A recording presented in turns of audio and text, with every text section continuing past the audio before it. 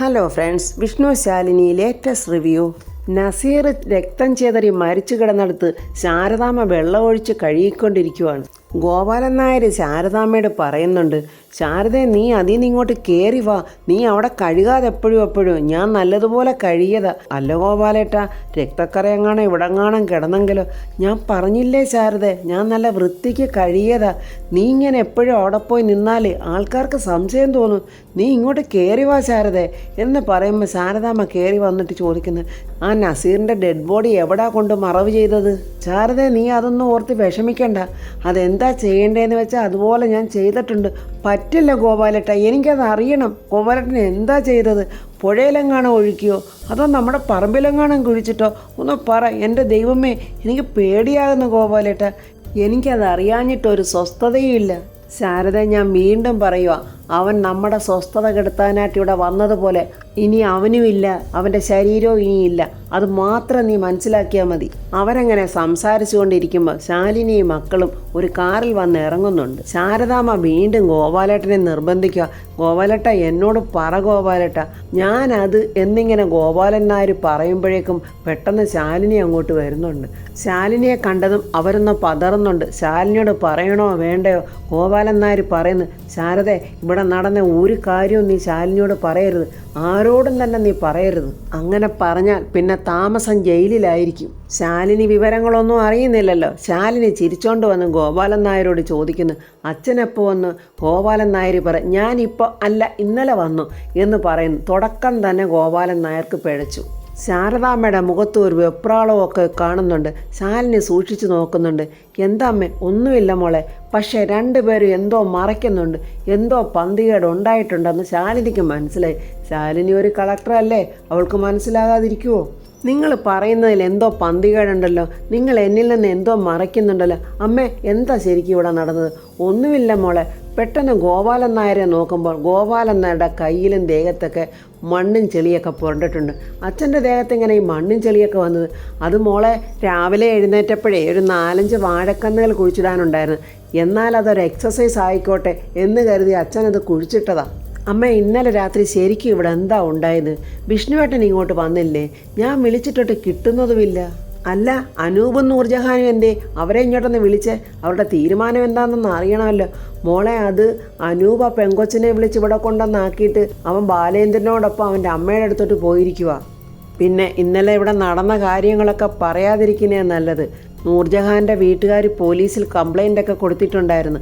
അവർ പോലീസുകാർ അവിടെ ഇവിടെയൊക്കെ ഓടിപ്പാഞ്ഞ് നടക്കുമായിരുന്നു. ആ സമയത്താണ് വിഷ്ണു ഇവിടെ വന്നതും കാര്യങ്ങളൊക്കെ അറിഞ്ഞിട്ട് നൂർജഹാൻ ഇനി ഇവിടെ നിൽക്കുന്നത് സേഫ് അല്ല, അതുകൊണ്ട് നൂർജഹാനെ ഞാൻ കൊണ്ടുപോകാം. വിഷ്ണു നൂർജഹാനെയും കൊണ്ട് വീട്ടിലോട്ട് പോകാനായിട്ട് ഒരുങ്ങി വെളിയിലോട്ട് വന്നപ്പം ചന്ദ്രബോസും കൂട്ടരും വന്ന് വിഷ്ണുവിനെ അറസ്റ്റ് ചെയ്ത് കൊണ്ടുപോയി. അയ്യോ അമ്മ, എന്തുവായി പറയുന്നത്? വിഷ്ണുവേട്ടനെ അറസ്റ്റ് ചെയ്തെന്നോ? അതേ മോളെ, ഇക്കാര്യം ഞാൻ മോളെ വിളിച്ച് പറയാൻ എത്ര പ്രാവശ്യം ശ്രമിച്ചെന്നറിയാവോ?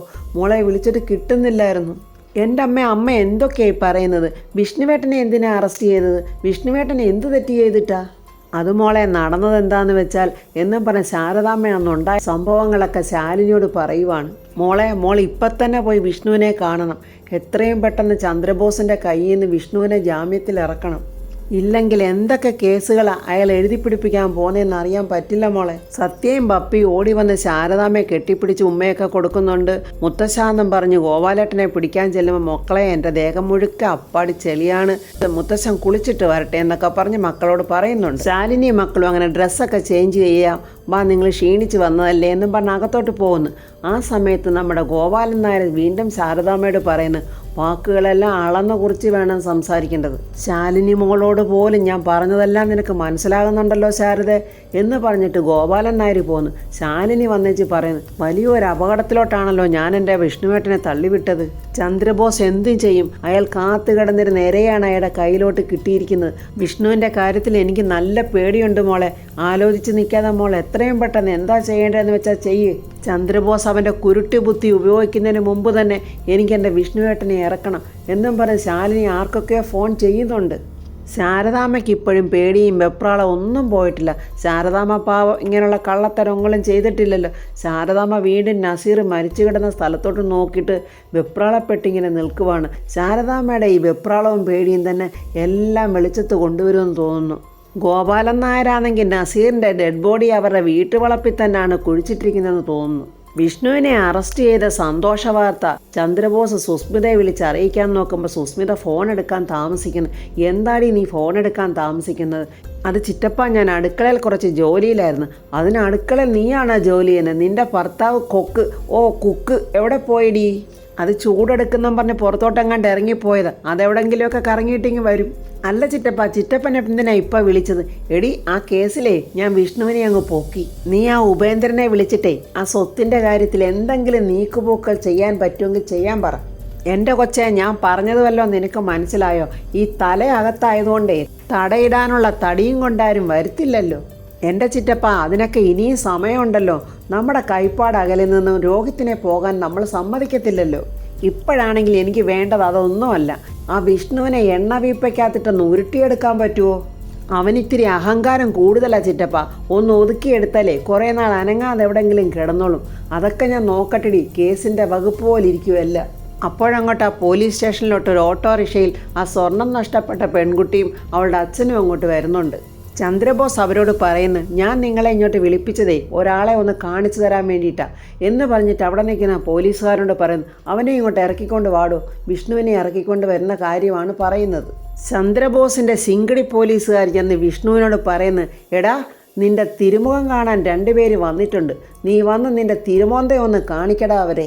ചന്ദ്രബോസിൻ്റെ സിംഗടികളല്ലേ, അപ്പം മര്യാദ ഒട്ടും പ്രതീക്ഷിക്കേണ്ട. അവർ വിഷ്ണുവിനോട് വളരെ മോശമായിട്ടാണ് സംസാരിക്കുന്നതുമൊക്കെ. അങ്ങനെ വിഷ്ണു വന്ന് ആ പെൺകുട്ടിയെ അച്ഛനെയും കാണുമ്പോൾ വിഷ്ണുവിന് മനസ്സിലാകുന്നുണ്ട്, ഇവരെയാണല്ലോ അന്ന് രാത്രി ഞാൻ ഓട്ടോറിക്ഷയിൽ കൊണ്ടുപോയി ഇറക്കിയത്. അപ്പോൾ ഇവരുടെ സ്വർണ്ണമാണോ കണ്ടില്ലെന്ന് പറഞ്ഞത്? ചന്ദ്രബോസ് ആ പെൺകുട്ടിയോട് പറയുന്നു, കൊച്ചെ, ഒന്ന് ശരിക്കും നോക്കിക്കേ, ഇവൻ തന്നെയാണോ നിങ്ങളെ അന്ന് ഓട്ടോറിക്ഷയിൽ കയറ്റിക്കൊണ്ട് വന്നത്? ആ പെൺകുട്ടി നോക്കിയിട്ട് പറയുന്നു, അതേ സാറേ, ഇയാൾ തന്നെയാണ്. ഇയാളുടെ ഓട്ടോയിലാണ് ഞങ്ങൾ രാത്രിയിൽ അന്ന് കയറിയത്. വിഷ്ണു ആ പെണ്ണിനോട് പറയുന്നു, എൻ്റെ പൊന്നു പെങ്ങളെ, നിങ്ങളെ സഹായിച്ചതല്ലേ ഞാൻ ചെയ്തത്. സഹായിക്കുന്നവർ ഇങ്ങനെയാണോ നിങ്ങൾ തിരിച്ചു ചെയ്യുന്നത്? ആ പെണ്ണിൻ്റെ അച്ഛനോട് പറയുന്നു, ചേട്ടാ, നിങ്ങളുടെ സ്വർണം ഞാൻ കണ്ടിട്ടുമില്ല, ഞാൻ എടുത്തിട്ടുമില്ല. ഞാൻ പറയുന്ന സത്യമാണ്. ഇതിൽ കൂടുതലൊന്നും നിങ്ങളോട് പറഞ്ഞെനിക്ക് ബോധ്യപ്പെടുത്താൻ പറ്റില്ല എന്ന് പറയുമ്പോൾ ഉടനെ ചന്ദ്രബോസ്, നിർത്തടാ. എങ്ങനെയും വിഷ്ണുവിനെ കള്ളക്കേസിൽ കൊടുക്കാൻ നോക്കിയിരിക്കുമ്പോഴാണ് വിഷ്ണുവിൻ്റെ നിരപരാധിത്വം തെളിയിക്കാൻ പോകുന്നത്. എടാ, എല്ലാ കള്ളന്മാരും ആദ്യം ഇങ്ങനെയൊക്കെ തന്നെയാണ് പറയുന്നത്. എടാ മോനെ വിഷ്ണു, നീ ആ സ്വർണം ഉരുക്കി തന്നെയാണോടാ വിറ്റത്? നീ അത് പണയം വെക്കുമെന്നൊന്നും എനിക്ക് തോന്നുന്നില്ല. അത് നീ വിൽക്കാനേ സാധ്യതയുള്ളൂ. എവിടാ നീ കൊടുത്തത്? അതങ്ങ് പറയടാ. വിഷ്ണു ചന്ദ്രബോസിനെ ഒന്ന് സൂക്ഷിച്ച് നോക്കുന്നുണ്ട്. എടാ പഹയ, അപ്പോൾ ഇതാണ് നിന്റെ പരിപാടി. ഞാനിപ്പോൾ പറഞ്ഞില്ലെങ്കിലും നീ തന്നെ ഇപ്പോൾ ഏതെങ്കിലും ഒരു കടയുടെ പേരും ആൾക്കാരെയൊക്കെ സംഘടിപ്പിക്കുമെന്ന് എനിക്ക് അറിയാവടാ എന്നുള്ള ഭാവത്തിലാണ് നമ്മുടെ വിഷ്ണു ചന്ദ്രബോസിനെ നോക്കുന്നത്. അപ്പോൾ രാഘവേട്ടനും സത്യാമ്മയും കൂടെ വിഷ്ണുവിനെ കാണാൻ പോലീസ് സ്റ്റേഷനിൽ എത്തിക്കഴിഞ്ഞു. ഒരു പോലീസുകാരനോട് പറയുന്നു, ഞങ്ങൾക്ക് എൻ്റെ മോൻ വിഷ്ണുവിനെ ഒന്ന് കാണാൻ. ആ പെൺകുട്ടിയുടെ അച്ഛൻ പറയുന്നു, മോൻ ആ സ്വർണ്ണം എടുത്തിട്ടുണ്ടെങ്കിൽ അത് ഞങ്ങൾക്ക് തിരിച്ചു തരണം. ആ സ്വർണം കിട്ടിയില്ലെങ്കിൽ ഇവളുടെ വിവാഹം മുടങ്ങും മോനെ എന്ന് സങ്കടത്തോടെ 2 കൈയും കൂപ്പിയാണ് അയാൾ വിഷ്ണുവിനോട് പറയുന്നത്. എൻ്റെ പൊന്നു മോനെ, ഞങ്ങൾക്ക് വേറെ യാതൊരു മാർഗമില്ലാഞ്ഞിട്ടാ. എൻ്റെ ചേട്ടാ, ഞാൻ എടുത്തില്ല എന്നിങ്ങനെ പറയുമ്പോൾ സത്യാമ്മയും രാഘവേട്ടനെയും കൊണ്ട് ആ പോലീസുകാരൻ അങ്ങോട്ട് വരുന്നുണ്ട്. വിഷ്ണുവിനെ ഒരു കള്ളനെ പോലെ ചന്ദ്രബോസ് നിർത്തിയിരിക്കുന്നത് കണ്ട് സത്യാമ്മ അങ്ങ് തകർന്നുപോയി. സത്യാമ്മ കരഞ്ഞുകൊണ്ട് മോനെ വിഷ്ണു എന്നും പറഞ്ഞ് വിഷ്ണുവിൻ്റെ അടുത്തോട്ട് പോവുകയാണ്. പക്ഷേ ഈ സമയത്ത് ആ പെൺകുട്ടി സത്യാമ്മയെ ശരിക്കും സൂക്ഷിച്ചു നോക്കിയിട്ട് ഇത് സത്യാമ്മയാണെന്ന് അവൾ തിരിച്ചറിയുന്നുണ്ട്. ചന്ദ്രബോസ് സത്യാമ്മയോട് പറയുന്നു, എന്തായാലും നിങ്ങൾ കൃത്യസമയത്ത് തന്നെ വന്നത്. ഈ തിരിച്ചറിയൽ പരേഡ് കഴിഞ്ഞിട്ട് ഇവനെ സ്വസ്ഥമായിട്ട് ഞങ്ങളന്ന് ചോദ്യം ചെയ്യാനിരിക്കുക. ആ ചോദ്യം ചെയ്യുന്ന വിധം നിങ്ങൾ കാണാതിരിക്കുന്നതാണ് നിങ്ങൾക്കും ഞങ്ങൾക്കും നല്ലത്. വെറുതെ എന്തിനാ നിങ്ങളുടെ പ്രാക്കൊക്കെ ഞാൻ വാങ്ങിച്ചു കെട്ടുന്നത്? സത്യഭാമ വലിയ പ്രൗഢിയിലും പ്രതാപത്തിലും ജീവിച്ചിരുന്ന സമയത്ത് ഒരു സമൂഹ വിവാഹം നടത്തിയിരുന്നു. ആ സമൂഹ വിവാഹത്തിൽ ഈ പെൺകുട്ടി ഉണ്ടായിരുന്നു. അവളും അവളുടെ ചെറുക്കനുടെ കല്യാണത്തിന് സത്യഭാമയുടെ കാലിൽ വീണ് ആശീർവാദം വാങ്ങിച്ചതും അനുഗ്രഹം കിട്ടിയതും അങ്ങനെ കല്യാണ സമയത്ത് ശാലിനി വന്ന കല്യാണം മുടക്കിയതും എല്ലാം അവളുടെ ഓർമ്മയിൽ ഇങ്ങനെ ഓടിയെത്തുവാണ്. ചന്ദ്രബോസാണെങ്കിൽ സത്യഭാമയെ എങ്ങനെയും വീപ്പി കയറ്റി തന്നെ കൊല്ലണമെന്ന് പ്ലാനിട്ടുകൊണ്ട് പറയുക, ഇവിടെ അടി തുടങ്ങുമ്പോൾ ഞങ്ങൾ പാട്ടിടും. അങ്ങനെ പാട്ടിട്ടുകൊണ്ടാണ് ഞങ്ങൾ അടിക്കുന്നത്. ആ പാട്ട് തീരുമ്പോൾ ഇവൻ സത്യം പറയുകയും ചെയ്യും. എന്തർത്ഥത്തിലാണ് നിങ്ങൾ ഇവനെ പിടിച്ച് അകത്തിട്ടിരിക്കുന്നത്? എന്ത് കുറ്റം ചെയ്തിട്ടാ? ആ പെൺകുട്ടി ഉടനെ സത്യാമ്മയോട് പറയുക, സത്യാമ്മയുടെ മകനാണോ ഈ വിഷ്ണു? അതെ. എങ്കിൽ എൻ്റെ മുഖത്തോട്ടൊന്ന് സൂക്ഷിച്ച് നോക്കിക്കേ. എവിടെയെങ്കിലും എന്നെ കണ്ടതായിട്ട് ഓർക്കുന്നുണ്ടോ? പെട്ടെന്ന് സത്യാമ്മയ്ക്ക് ഓർത്തിട്ട് ആദ്യം പിടിയൊന്നും കിട്ടിയില്ലെങ്കിൽ പിന്നീടാണ് സത്യാമ്മയ്ക്ക് അന്ന് നടന്ന സമൂഹ വിവാഹവും ആ വിവാഹം ശാലിനി മുടക്കിയതും ആ സമയത്ത് ശാലിനിയോടുള്ള വൈരാഗ്യം തീർക്കാൻ വേണ്ടി സത്യഭാമ അവരുടെ മുന്നിൽ വെച്ചൊരു വാക്ക് കൊടുക്കുന്നുണ്ട്. ഈ പെൺകുട്ടിയുടെ കല്യാണം നടത്താൻ തീരുമാനിച്ചത് ഞാനാണ്. അതുകൊണ്ട് എൻ്റെ മകൻ വിഷ്ണുവിനെ കൊണ്ട് വേറൊരു മുഹൂർത്തത്തിൽ തന്നെ ഞാൻ ഈ വിവാഹം നടത്തിയിരിക്കും എന്ന ആളുകളുടെ മുന്നിൽ വലിയ വീരവാദം മുഴക്കിയിരുന്നു സത്യഭാമ. ആ പെൺകുട്ടി അവളുടെ അച്ഛനോട് പറയുന്നു, അച്ഛന് മനസ്സിലായോ ഈ സത്യഭാമേ? അന്നെൻ്റെ വിവാഹം മുടങ്ങിയപ്പോൾ അവരുടെ മകനായി വിഷ്ണുവിനെ കൊണ്ട് എന്നെ വിവാഹം കഴിപ്പിക്കാമെന്ന് പറഞ്ഞിരുന്നതായിരുന്നു. അത് കേട്ട് വിഷ്ണു അങ്ങ് ഞെട്ടിത്തരിച്ച് നിൽക്കുക. ഈ തള്ളയ്ക്ക് വേറെ പണിയൊന്നുമില്ലല്ലോ. ഏത് പെൺകുട്ടികളുടെ കഷ്ടത കണ്ടാലും ഉടനെ അവരെ തൻ്റെ മകനെ കൊണ്ട് അങ്ങ് കെട്ടിക്കാമെന്ന് കയറി അങ്ങ് വാക്ക് കൊടുക്കും. ഇതുപോലെ വേറെ ഒരു പെൺകുട്ടിയെ കെട്ടിക്കാമെന്നും പറഞ്ഞ് വീട്ടിൽ നിർത്തി ഒരുപാട് ദുരന്താനുഭവങ്ങൾ അവൻ്റെ പിന്നിലും കൊലപാതക കുറ്റത്തിന് വരെ വിഷ്ണു ജയിലിൽ കിടക്കേണ്ടി വന്നതുമാണ്. അതിൽ നിന്നെല്ലാം പാവം ശാലിനിയാണ് അവനെ രക്ഷപ്പെടുത്തിയത്. ശാലിനിയോട് മാത്രം ക്ഷമിക്കാനും പൊറുക്കാനും സത്യഭാമയുടെ ഈഗോ ഒട്ട് സമ്മതിക്കത്തതുമില്ല. സത്യഭാമ ഇങ്ങനെ വിഷമിച്ച് വിഷ്ണുവിൻ്റെ മുഖത്തോട്ട് നോക്കുന്നുണ്ട്. ചന്ദ്രബോസൻ അതൊക്കെ കേട്ടപ്പോൾ കുറച്ചുകൂടെ സന്തോഷമായി. ആഹാ, അത് ശരി, അപ്പോൾ ഇങ്ങനെ ഒരു ഫ്ലാഷ് ബാക്ക് കൂടി ഇതിൻ്റെ പുറകിലുണ്ടായിരുന്നോ? അപ്പോൾ നിങ്ങളെല്ലാവരും കൂടെ ചേർന്ന് കരുതിക്കൂട്ടി തന്നെ ഈ കൊച്ചിൻ്റെ സ്വർണം അടിച്ച് മാറ്റിയത് ഇല്ലേ? നല്ല ബെസ്റ്റ് ഫാമിലി. ചന്ദ്രബോസൻ ഒരു കേസൂടെ കൂട്ടിക്കിട്ടിയതുപോലൊരു സന്തോഷം. സത്യാമ്മ പെൺകുട്ടിയോട് പറയുന്നു, മോളെ അന്ന് കല്യാണം മുടങ്ങിയത് എന്താണെന്ന് മോക്കും അറിയാവുന്നതല്ലേ? മോടെ സ്വർണം എടുത്തത് എൻ്റെ മകനല്ല. ഈ പോലീസുകാരെല്ലാം എൻ്റെ വീട്ടിൽ കയറി ഇറങ്ങി പരിശോധിച്ചതല്ലേ? അവിടെ ഉണ്ടായിരുന്നെങ്കിൽ അത് കിട്ടത്തില്ലായിരുന്നു. ആ പെൺകുട്ടി കരഞ്ഞുകൊണ്ട് പറയുക, ഒരിക്കൽ നിങ്ങളുടെ മരുമകൾ എൻ്റെ ജീവിതം തകർത്തതാ. ഇപ്പോൾ ഒരിക്കൽ കൂടി നിങ്ങൾ നിങ്ങളുടെ മകനെയും കൂട്ടി വന്നിരിക്കുന്നു. 30 പവൻ്റെ സ്വർണ്ണമാണ് ഞങ്ങൾക്ക് നഷ്ടപ്പെട്ടത്. അത് കിട്ടിയില്ലെങ്കിൽ ഞാൻ അന്നത്തെ പോലെ വീണ്ടും കല്യാണ മണ്ഡപത്തിൽ നിന്ന് തലയും കുമ്പിട്ട് ഇറങ്ങിപ്പോവേണ്ടി വരും എന്നൊക്കെ ഇങ്ങനെ പറയുമ്പോൾ നമ്മുടെ രാഘവേട്ടൻ്റെ ചിന്തയിൽ കൂടെ എന്തൊക്കെയോ ഇങ്ങനെ ഓടി മറയുന്നുണ്ട്. ഓട്ടോറിക്ഷയിലിരുന്ന സ്വർണം രാഘവേട്ടനാണ് എടുത്തത്. അത് പിന്നെ എവിടെ വെച്ചെന്നും എന്താണെന്നും ഒന്നും രാഘവേട്ടന് ഓർമ്മ കിട്ടുന്നില്ല. എന്തൊക്കെയോ രാഘവേട്ടൻ്റെ ചിന്തയിൽ ഇങ്ങനെ ഓടി ഓടി മറയുന്നുണ്ട്. പക്ഷേ വ്യക്തമായിട്ടൊന്നും ഓർത്തെടുക്കാൻ ആ പാവത്തിനൊട്ട് കഴിയുന്നതുമില്ല. ആ പെൺകുട്ടി വീണ്ടും കരഞ്ഞുകൊണ്ട് പറയുക, അങ്ങനെ ഒരു അപമാനഭാരം സഹിക്കാനുള്ള കരുത്ത് എനിക്ക് തരണേന്ന് നിങ്ങൾ ദൈവത്തിനോടൊന്ന് പ്രാർത്ഥിക്കും. അല്ലെങ്കിൽ ഞാൻ നഷ്ടപ്പെടുത്തുന്ന എൻ്റെ ഈ ജീവന് നിങ്ങൾ സമാധാനം പറയേണ്ടി വരും. സത്യാമ്മയും വിഷ്ണു ഇതൊക്കെ കേട്ടങ്ങ് ആകെ വിഷമിക്കുവാണ്. പിന്നെ ജീവിതകാലം മുഴുവൻ നിങ്ങളുടെ മകൻ അകത്ത് കിടക്കേണ്ടിയും വരും. ഇതൊക്കെ കേട്ട് കഴിയുമ്പോൾ രാഘവേട്ടനാണെങ്കിൽ ഒന്നും പറ്റുന്നില്ല. പാവം അത് ഓർത്തെടുക്കാൻ ഒരുപാട് കഷ്ടപ്പെടുന്നുണ്ട്. എന്നിട്ട് വിഷ്ണുവിനോട് വന്ന് പതുക്കെ ചോദിക്കുന്നു, എടാ മോനെ, നീ അത് എവിടെയായിരുന്നു വെച്ചത്? നമ്മുടെ വീട്ടിൽ ഞാനത് കണ്ടതായിട്ട് നല്ല ഓർമ്മയുണ്ട്. പക്ഷേ അത് എവിടെ വെച്ചതെന്നൊന്നും എനിക്കങ്ങോട്ട് ഓർമ്മ കിട്ടുന്നില്ല. എൻ്റെ അച്ഛൻ എന്തൊക്കെയായി പറയുന്നത്? അതേ മോനെ, ഞാൻ ആ സ്വർണം കണ്ട്. അതെവിടെ വെച്ചാൽ ഞാനത് കണ്ടത്, അതെവിടെ വെച്ചത് എന്നൊന്നും എനിക്ക് ഓർമ്മ കിട്ടുന്നില്ല. അച്ഛാ ഒന്ന് പതുക്കെ പറ. ഇതെങ്ങാണ് ആ ചന്ദ്രബോസിൻ്റെ ചെവി കേട്ട അച്ഛനെ പിടിച്ചാൽ ജയിലിലിടും. മോനെ, ആ സ്വർണം നമ്മുടെ വീട്ടിൽ എവിടെയോ ഉണ്ട് മോനെ. അച്ഛൻ ദേവിയെ ഇപ്പോൾ ഒന്നും മിണ്ടല്ലേ എന്ന് പറയുമ്പോൾ ചന്ദ്രബോസ് ചോദിക്കുന്നു, എന്താ അച്ഛനും മോനും കൂടെ രഹസ്യം പറച്ചില്ലേ? ചന്ദ്രബോസിന് കിട്ടിയ അവസരമല്ലേ, എത്രത്തോളം വിഷ്ണുവിനെ ആക്ഷേപിക്കാവോ ഒക്കെ ചെയ്യണ്ടേ? എന്താടാ നീ കാണിച്ചത്? പാവം പിടിച്ച് കൊച്ചിൻ്റെ സ്വർണ്ണം എടുത്ത് വേണോടാ നീ നിൻ്റെ പെണ്ണും പിള്ളയും മക്കളും ഒക്കെ അടിച്ചു പൊളിച്ച് ജീവിക്കേണ്ടത്? ഓരോട്ടോ പേരിനെടുത്തിട്ടിട്ട് പിടിച്ചു പറയും തട്ടിപ്പും തൊഴിൽ. എന്തെല്ലാം വകുപ്പുകളാടാ വിഷ്ണു നിൻ്റെ പേരിൽ ഇങ്ങനെ വന്നുകൊണ്ടിരിക്കുന്നത്? ഈ വകുപ്പുകളുടെയൊക്കെ ശിക്ഷ നീ അനുഭവിച്ച് തീരണമെങ്കിൽ രണ്ടാമതൊരു ജന്മം കൂടി നീ എടുത്തു വരേണ്ടി വരുമല്ലോടാ. ശരി, അതെ, എഴുതേണ്ട രീതിയിൽ തന്നെ ആ വകുപ്പുകളൊക്കെ ഞാൻ അങ്ങ് എഴുതിക്കോളാം കേട്ടോടാ. എന്നാൽ പിന്നെ നിങ്ങളെല്ലാവരും അങ്ങ് പൊയ്ക്കോ. ഇവൻ്റെ കാര്യത്തിലേ ഞാനൊരു നല്ല തീരുമാനം ആക്കിക്കോളാം എന്നിങ്ങനെ ചന്ദ്രബോസ് പറഞ്ഞിട്ട് ആ പെണ്ണിനെയും അച്ഛനെയും പറഞ്ഞു വിടുന്നുണ്ട്. സത്യാമ്മയും രാഘവേട്ടനും അവിടെ നിൽക്കുക.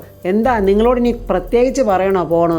ഇറങ്ങി പോകാനല്ലേ പറഞ്ഞത്? നിന്ന് നാടകം കളിക്കാൻ രണ്ടും ഇറങ്ങി പോകുന്നുണ്ടോ? ഇനി കുറേ കാലം ഇവൻ ഞങ്ങളോടൊപ്പം നിങ്ങളിനി ഇവിടെ നിൽക്കണ്ട, നിങ്ങൾ പൊയ്ക്കോ എന്ന് വിഷ്ണു പറയുന്നുണ്ട്.